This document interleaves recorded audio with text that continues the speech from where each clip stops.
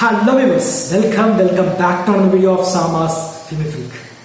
Razakar first time నా లైఫ్లో చిన్నప్పుడు ఈ మాట విన్నప్పుడు నా ఊహకందని కొన్ని ఆలోచనలు వెళ్ళిపోయేవాడు.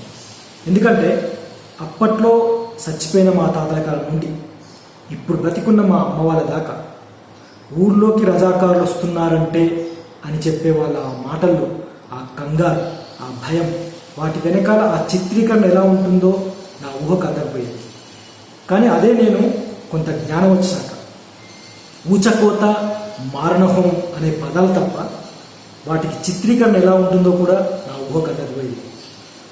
కానీ ఇప్పుడు ఒక చరిత్ర, రజాకార్లు అనబడే ఆ చరిత్రని ఈ తరానికి కూడా పరిచయం చేశాడు డైరెక్టర్ యాటా సత్యనారాయణ. అయితే ఈ యాటా సత్యనారాయణ డైరెక్ట్ చేసిన ఈ రజాకార్ మూవీలో ఖాసిం రిజ్వీ అనే ఒక క్యారెక్టర్ ఉంటుంది. అంటే అప్పుడు రజాకార్లను పిలువబడే ఈ నిజాం పరిపాలన ఎంత దారుణంగా ఉండేదో చెప్పడానికి ప్రొజెక్ట్ చేసే క్యారెక్టర్ ఈ ఖాసిం రిజ్వీ అనమాట.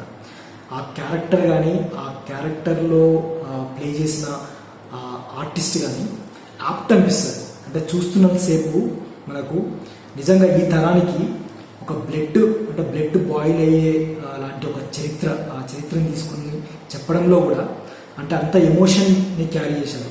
అంటే ప్రతి ఒక్క సీన్ కూడా భీమ్ సిసిలియో ఇచ్చిన బ్యాక్గ్రౌండ్ కానీ, ఆ సీన్స్ కానీ మనకు ప్రతి ఒక్క సీన్ కూడా మనకు కనెక్ట్ అయ్యే విధంగా తీసుకొచ్చారు డైరెక్టర్ యాట సత్యనారాయణ.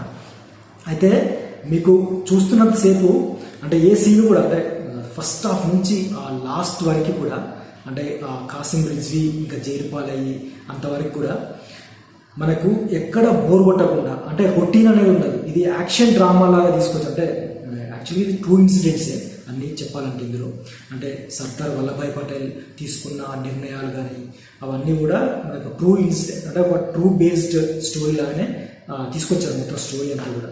అయితే మనకి ఎక్కడ కూడా అంటే హిస్టరీ అనగానే మనకు కొంచెం బోరింగ్ అండ్ ఇంకా మనకి ఎక్కడ ఒక చోట బోర్ కొట్టేస్తుంది అని. అంటే ఇంకోటి ఏంటంటే ఇందులో యాక్షన్ కదా, యాక్షన్ కూడా మనకు రొటీన్ యాక్షన్ లాగా ఎక్కడ అనిపించదు.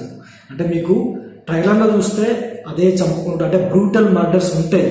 అంటే అది ఒక్కటి తప్ప, ఆ బ్రూటల్ మర్డర్స్ అనేది ఒక్కటి తప్ప అంటే of course it is A rated movie, అదొక్కటి పక్కన పెడితే ఇంకా మీరు చూసే అంటే స్టార్టింగ్ నుంచి చూసే అంటే సాయి కుమార్ గారి వాయిస్ ఓవర్ నుంచి అంటే క్యారెక్టర్ ఎలివేషన్ అక్కడ నుంచి స్టార్ట్ అవుతుంది. అక్కడ నుంచి ఇంకా ఎండింగ్ దాకా కూడా ఎక్కడ కూడా మీకు బోర్ కొట్టకుండా ప్రతి ఒక్క సీన్ అంటే నెగిటివ్ షేడ్స్ నుంచి మన పోరాట యోధులు అంటే వివిధ ప్రాంతాల తెలంగాణలోని వివిధ ప్రాంతాల్లో ఉండే ఆ పోరాట యోధుల్లో ఉండే ఆ ఎమోషన్ని అంటే బాబీ సింహ కూడా ఒక రోల్ ప్లే చేశారు రాజిరెడ్డి అని. సో అక్కడైతే తనతో ఉండే ఒక సాంగ్ అయితే ఏంటి, ఇటు అనసూయతో ఉండే ఒక సాంగ్ ఉంటుంది. ఆ సాంగ్లో కూడా ఎమోషన్ పీక్స్. ఈ సినిమాకి సాంగ్స్ విషయంలో చెప్పాలంటే అనసూయతో ఉండే ఒక బతుకమ్మ సాంగ్ ఒకటి అండ్ రాజిరెడ్డితో ఉండే ఒక సాంగ్, అవి రెండు ఈ సినిమాకి ఒక ప్రాణభూష అని చెప్పుకోవచ్చు.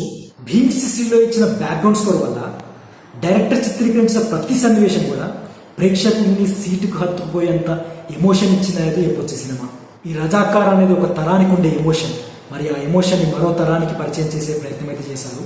అప్పటి ఆ నిజాం పరిపాలనలో ఉండే ఆ అరాచకత్వాన్ని అణచివేయడానికి అప్పటి సెంట్రల్ మినిస్టర్ అయిన సర్దార్ వల్లభాయ్ పటేల్ తీసుకున్న కీలకమైన నిర్ణయాలు, కఠినమైన నిర్ణయాలే అప్పటి మతోన్మాదాన్ని అణిచివేసి మత సామరస్యాన్ని ఎలా పెంపొందించాయి అనేదే ఈ చిత్ర ఉద్దేశం. సో అలా తీసుకొచ్చారు ప్రొడ్యూసర్ గూడూరు నారాయణ రెడ్డి కూడా ఈ రజాకార్ మూవీని. సో బిలీవ్ మీ ఇందులో ఉండే ప్రతి క్యారెక్టర్ మీకు ఏదో ఒక ఎమోషన్ అనిపిస్తుంది, సీట్ ఎడ్జ్ పైన కూర్చోబెడుతుంది. సో ఇది ఈరోజు నా రివ్యూ. మరి నా రివ్యూ కనుక మీకు నచ్చితే లైక్ చేయండి, షేర్ చేయండి, నా ఛానల్ని సబ్స్క్రైబ్ చేసుకోండి. మరో రివ్యూతో నెక్స్ట్ వీడియో వెళ్దాం. అంతవరకు బాయ్.